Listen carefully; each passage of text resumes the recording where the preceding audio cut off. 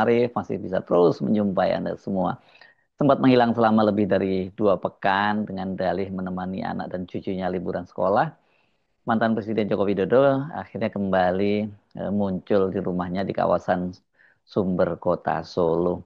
Namun alih-alih liburan ini membawa ketenangan Jokowi, tapi nampak sekali bahwa Jokowi itu malah makin tertekan dan makin panik. Bagaimana nggak panik kalau orang-orang yang tadinya ingin dia bungkam dan dilaporkan ke polisi, orang seperti Roy Suryo, Dr. Rismond Sianipar, dan juga Dr. Tifa, bahkan juga polisi itu juga meningkatkan status mereka itu, status laporannya Jokowi. Itu bukan hanya Jokowi, ada 3 laporan lainnya. Jadi total laporan lainnya Jokowi dan para pendukungnya itu oleh Polda Metro Jaya ditingkatkan dari penyelidikan menjadi penyidikan. Tapi kelihatannya mereka ini, Roy Suryo, Rismond dan Tifa itu bukannya takut, ya, tapi malah makin menjadi. Mereka bahkan balik menyerang. Dan serangannya ini kalau saya simak ini sangat telak, ya. Mereka membawa amunisi yang bisa digunakan ini untuk membidik dan memojokkan Jokowi. Dan rasanya ini kalau sistem hukum kita ini benar-benar bisa ditegakkan, ini berat ini medan pertempuran hukum yang dihadapi oleh Joko Widodo dan pengacaranya. Dr. Tifa dan Roy Suryo itu mereka mengaku mendapatkan kiriman ijazah asli dan dokumen pendukung lainnya termasuk transkrip nilai dari sejumlah alumni Fakultas Kehutanan tahun 85 dan juga ijazah asli dari fakultas lain di UGM yang juga tahunnya itu tahun 85. Kenapa penting ini lulusan tahun 85 ini? Karena pada tahun itulah Joko Widodo mengklaim bahwa dia itu lulus dari Fakultas Kehutanan UGM dan kemudian memperoleh gelar insinyur.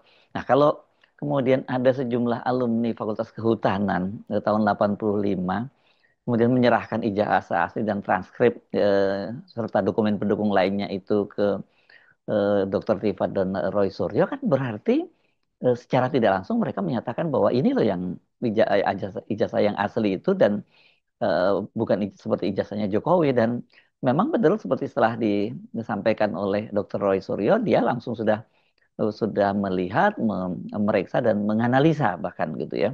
Ini ijazah-ijazah yang peroleh dari para alumni UGM tahun 85 itu, dan mereka mengannya sangat pede kalau Roy Suryo selalu menggunakan istilah 99,9% ijazah Jokowi itu palsu, karena sangat beda sekali ijazah yang ditunjukkan oleh pendukungnya Jokowi yang disebut asli dengan ijazah fisik. Ini bukan bukan bukan sekedar lagi fotokopi, ya. Ini ijazah fisiknya atau analognya itu yang sekarang ada di tangan mereka gitu kan. Rujukannya kalau ijazah Jokowi kan memang sampai sekarang itu belum pernah ada yang tahu sesungguhnya seperti apa wujudnya. Tetapi setidaknya kan bisa menjadi pegangan itu adalah ketika ada pendukungnya Pak Jokowi pada waktu itu, Dian Sandi Utama, kader PSI, bukan hanya kader, dia ini pengurus PSI di NTB yang juga jadi koordinator wilayah untuk PSI Bali dan NTB itu, kan dia pernah mengunggah fotokopi ijazah Jokowi yang dia sebut asli dan diperoleh dari temannya Jokowi.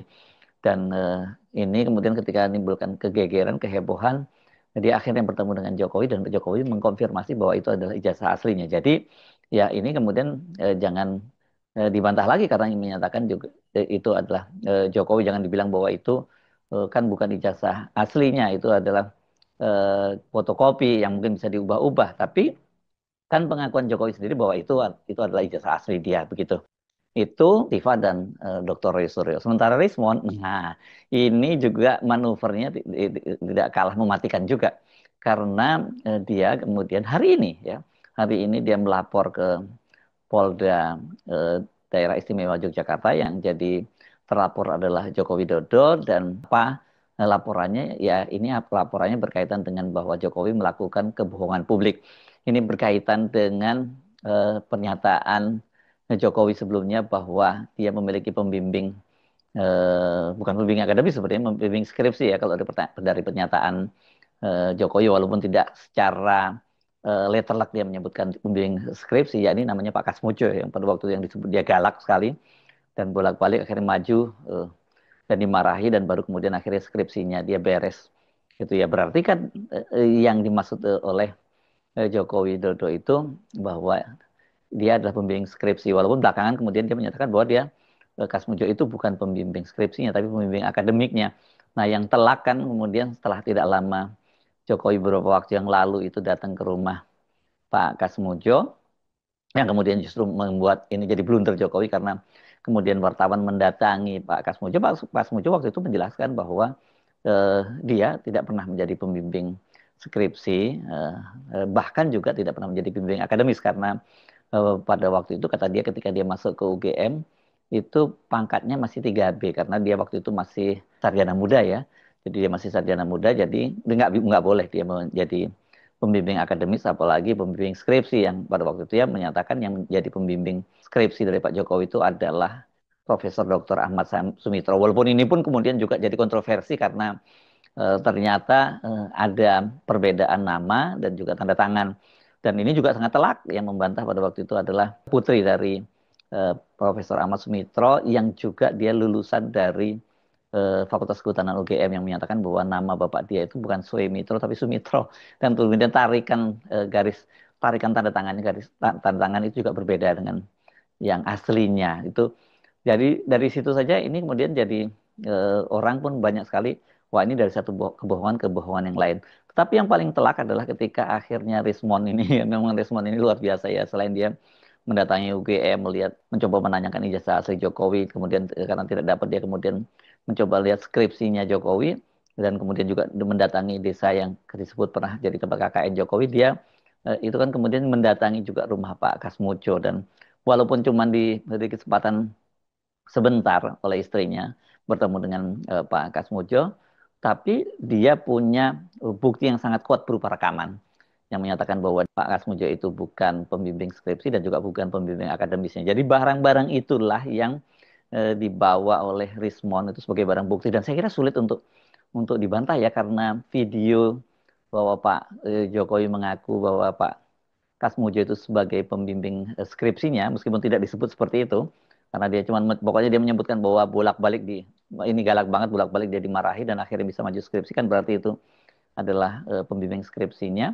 Itu ada, saya juga udah pernah menayangkannya. Di situ jelas dia memanggil Pak Kasmujo dan dia menyatakan bahwa Pak Kasmujo itu adalah pembimbing akademiknya. Pada waktu belakangan Pak Jokowi menyatakan bahwa itu bukan pembimbing skripsi tapi pembimbing akademik. Tapi Pak Kasmujo membantah dia skripsi bukan, maksud saya dia pembimbing akademis bukan, apalagi sebagai pembimbing skripsi. Jadi ini saya kira bukti yang disampaikan oleh Rismon ini tidak mudah untuk dipatahkan lagi. Karena saya kira semua orang sekarang bisa mengakses dengan mudah ini. Jadi ini bukan video eksklusif sesungguhnya yang dimiliki oleh Rismon, tapi ini jelas sangat telak. Beda dengan kalau ijazah tadi ya, ijazah-ijazah yang dipegang oleh Roy Suryo dan Dr. Tifa itu, sekarang mereka sedang mereka rahasiakan infonya siapa saja pemilik ijazah itu, tapi kelihatannya dari ke hari ini akan bertambah. Karena mereka sekarang ini menantang para alumni UGM tahun 85 untuk membantu mereka mengumpulkan ijazah asli mereka untuk menunjukkan bahwa kalau ini bukan lagi identik ya, kalau itu harus harus betul-betul sama karena itu memang ijazah asli dari UGM dengan beberapa cirinya ya. Ada 5 ciri yang disebutkan oleh Roy Suryo gitu. Nah, ini tidak berlebihan kalau kemudian ini mantan Wakil Menteri Luar Negeri yang juga pernah jadi duta besar di Amerika Serikat, Tino Patijalal, ya menilai langkah Jokowi melaporkan Roy Suryo, kemudian Dr. Risno dan Tifa sebagai bentuk kepanikan. Karena itu Dino Patijalal menyayangkan langkah Jokowi membawa kasus itu ke ranah hukum. Ini saya baca di akun X-nya Dino Patijalal yang menyatakan bahwa seharusnya Jokowi itu menanggapi tuduhan tersebut dengan bijak, melawan dengan argumen, menunjukkan bukti konkret bukan dengan upaya hukum. Itu kata Dino Patijalal. Bahkan dia itu langsung mention Pak Jokowi, Pak Jokowi balas Roy Suryo SES dengan argumen senyum, doa, dan bukti bukan dengan bui. Ini saya kira banyak orang yang sebenarnya sudah menyarankan kepada Pak Jokowi seperti itu. Karena bagaimanapun juga dia tidak bisa beralasan bahwa siapa yang mendalilkan, membuktikan ini adalah karena posisi dia pernah menjadi pejabat publik dan sampai sekarang pun dia sebenarnya masih menjadi pejabat publik. Jadi ada undang-undangnya, undang-undang keterbukaan informasi yang dia harus bersedia menunjukkan ijazahnya. Nah, sebenarnya ya kemarin liburan dari Pak Jokowi itu harusnya dia pulang dengan tenang. Walaupun kemarin-kemarin itu ketika dia sedang berlibur juga muncul berbagai spekulasi bahwa sebenarnya Jokowi itu bukan bukan liburan tapi dia berobat begitu dan dikabarkan penyakitnya makin parah. Tapi kan dia kalau kita lihat kemarin ketika dia pulang hari Sabtu itu eh, memang tidak menunjukkan makin parah tapi juga tidak menunjukkan dia sudah sehat sepenuhnya gitu. Kenapa? Karena harusnya ketika dia kembali itu dia bisa lebih tenang karena Pak Jokowi itu pulang ke Solo hari Sabtu. Itu berarti tanggal 12 Juli.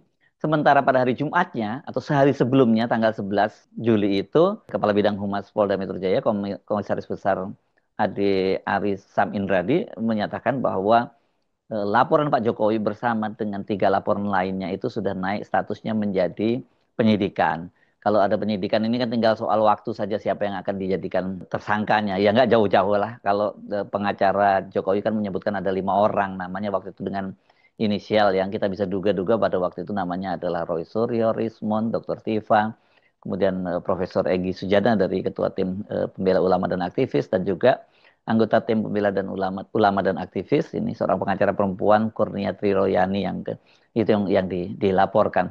Nah, apakah kelima orang ini kemudian yang dijadikan tersangka?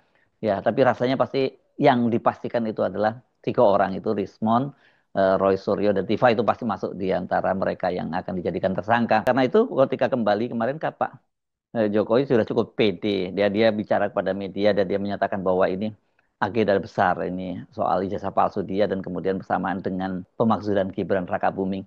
Saya kira jelas itu nggak usah diomongin bahwa ada agenda besar.